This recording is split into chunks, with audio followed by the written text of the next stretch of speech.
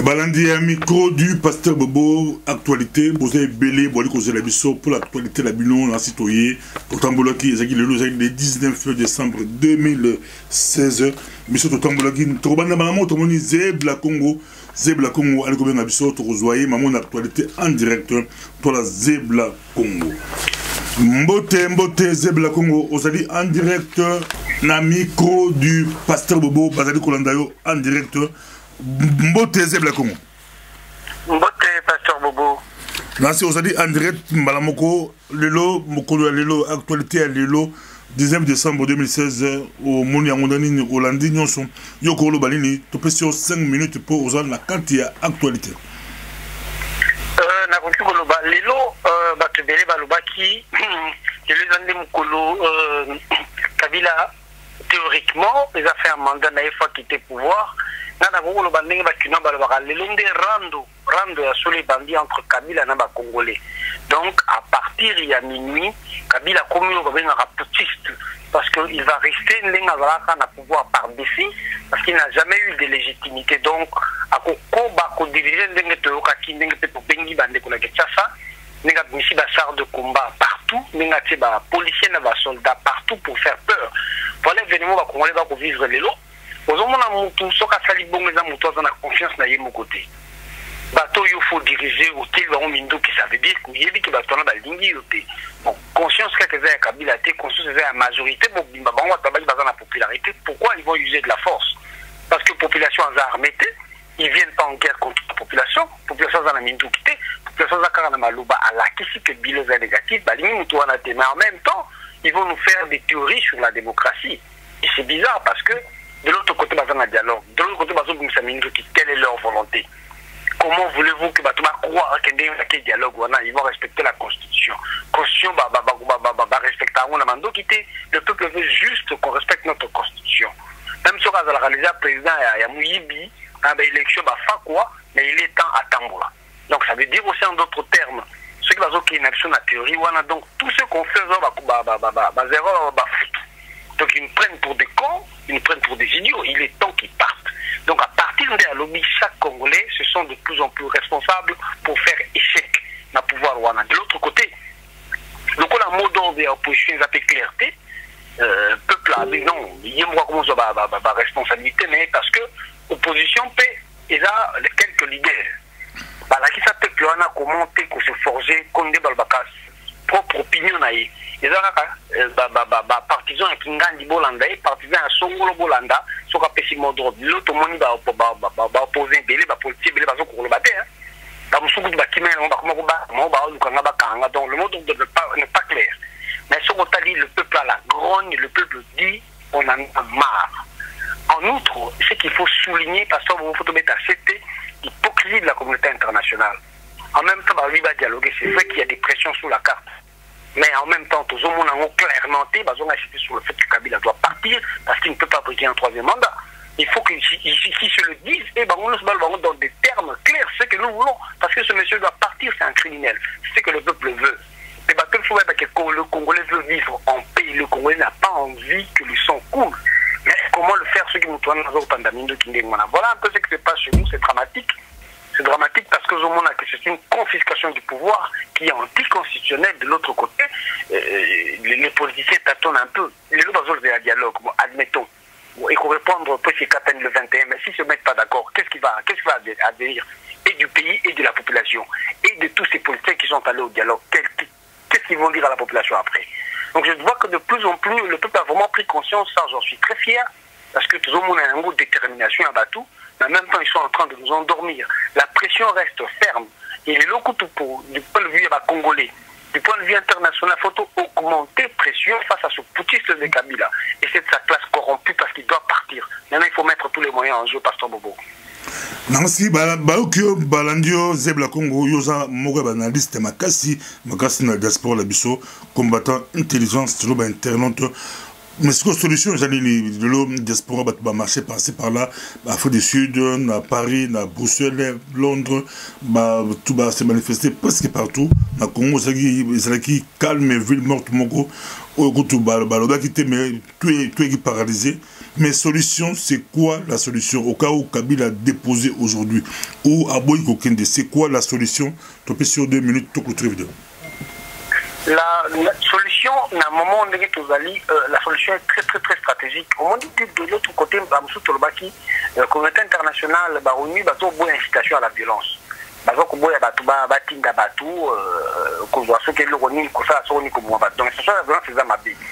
même temps, tout le monde en face de la pacifique. L'action de l'image est au moins un char de combat.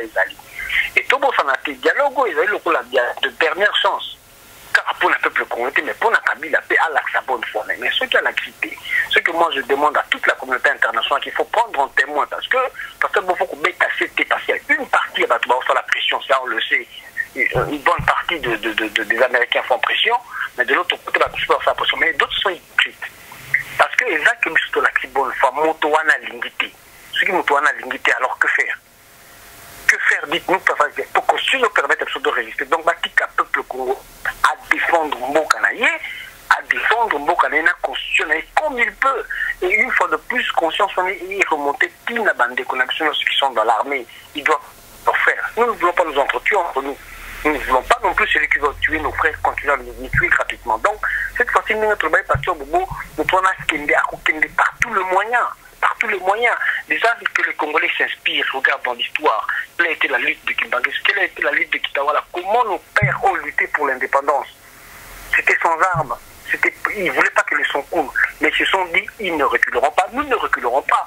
Et puis, il y a plusieurs dispositions du droit international, du point de vue juridique.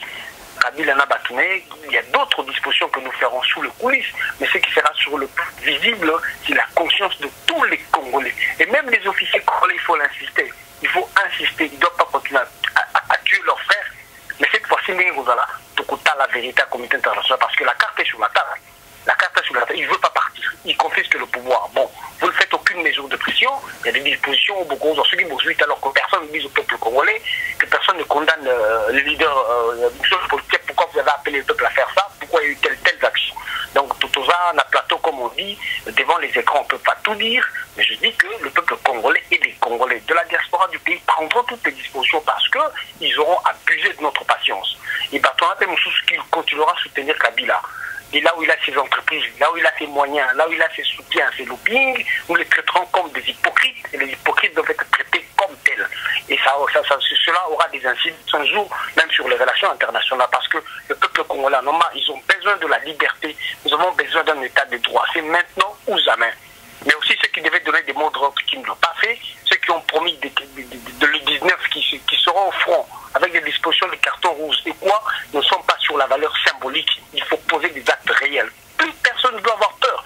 Comme la marche de 16 février de chrétiens, opposants, population, société civile, nous devons être devant, nous devons vraiment prendre des initiatives assez sérieuses et éviter d'être hypocrites. Moi, je combats l'hypocrisie sur toute la forme. Que ce soit chez les politiciens, chez la communauté internationale, ceux qui jouent de double carte, même dans l'opposition, on doit mettre un terme à cela. Il est temps aussi de changer cette classe politique qui est purement hypocrite parce qu'on en a marre, c'est la rage. On va continuer comme ça jusque quand? Ça fait 15 ans qu'il est au pouvoir. Et s'il ne quitte pas maintenant parce qu'on doit continuer à supporter, mais entre-temps vous allez continuer à dialoguer. S'il n'y a pas d'issue, que faire? Maintenant il faut que ça soit clair chez tout le monde. On en a marre. Merci beaucoup, Zeb Lacon. On a aussi occupé pendant l'actualité. Extrait contre l'actualité, mais tu retiens un peu na bateau balandayo. D'autres mon ali prochainement. Au revoir. Au revoir. Bolandi biso boyoki Zeb Lacon extrait autre chose extrait ndambuya autre chose la actualité bolanda. Basangola biso na poko na lelo bole kolanda biso kaka Kabila malgré ba minduk nae ba char nae ba biloko nyuso ki ba soda la mairie partout mais nega Stéphane Oucha alobaki bo retrouver extrait que l'opposition va réussir quand même à faire passer message.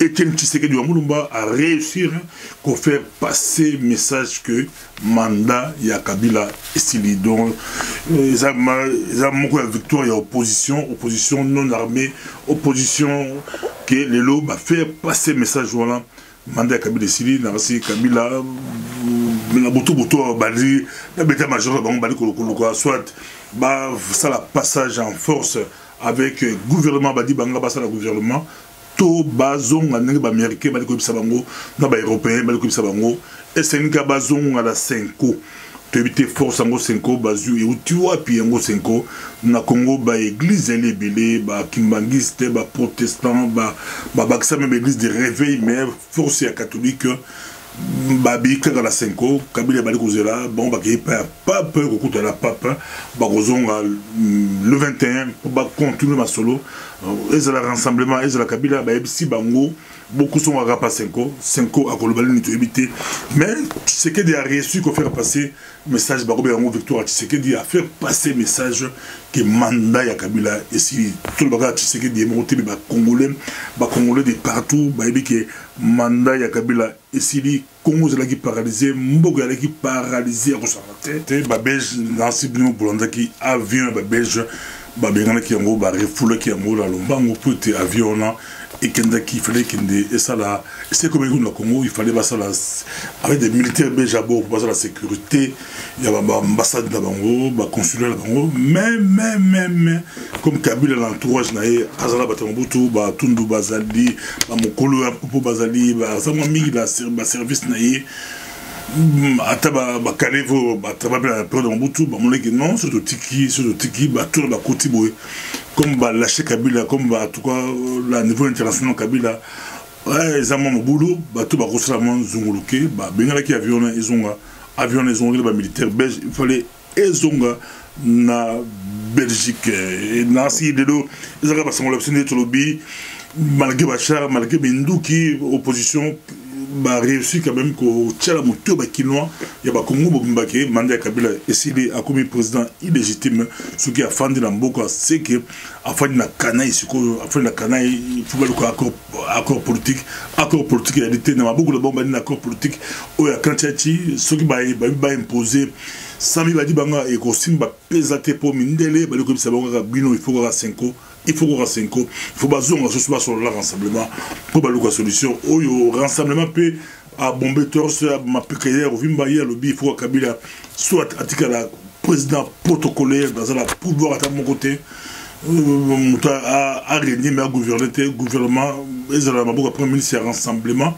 soit Kabila yango à tout ça atika nangi MLC ali kosenga batika kengwa dondo azo pouvoir kengwa dondo pas le bi à ce que c'est batna buto le kengwa le bi à la intention à se proclamer as yenda comme président pour normalement comme président à Congo siko de te ko le balisco to même le 20 décembre 2016 comme président à Congo ezali Kengo Wadondo mais Kengo Dobe azan légaliste à cause de la montée de la canne à l'obake il y a comme président il y a qu'au respecter Balou Biso Moklimba eza micro du pasteur Bobo Tobega aux la autoroute c'est là où on a ko landa le micro du pasteur Bobo Tchaba Bobo Simamo Tugabo Tchaba écouteur pour les matata Félix Tshisekedi Balobi il fallait aller à la poto empêcher baboyi abima il fallait à poto mbangu mais baboyi abima bazo bangalini Kabila za ko bangalini Kabila boyi abima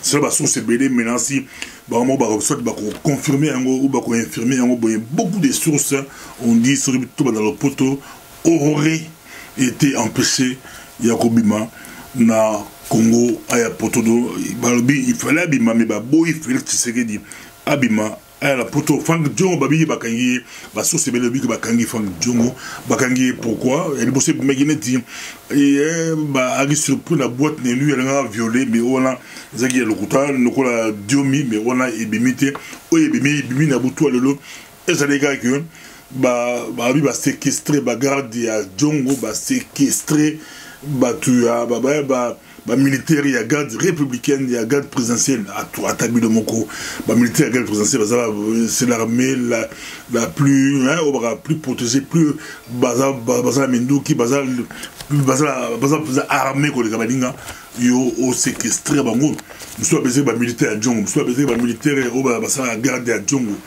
il fallait Monisco n'a ko libérer ba militaire ya garde républicaine de la kanda on attend ba libérer bango ba kei avec ko zonge la Djongo bango ba zongeli Djongo penza ba zongeli Djongo ba kei na Djongo tout le monde ba Facebook ko abi Frank Djongo surpris avec une fille mineure dans une boîte de nuit on est tamboli na ba réseaux sociaux tamboli mais il y a deux versions deux versions etamboli na le labuto lelo mais balobi ba yako kanga ya après na ba militaire parce que ba séquestre qui ba militaire ya garde républicaine bon ba tsko ba ki ba kenen na endroit moko inconnu ba ko tamsa tamsa bango bobuno qui fait un mandat ezako sala mobulu na tour du monde il y a le 19 bobuno bi moko balobi kaka balobi na Tunisie balobi kaka balobi ni tambola la buto lelo ba congolais à Tunisie balobi il fallait tout bien à Tunisie tous en confirmation balobi ba buki so ba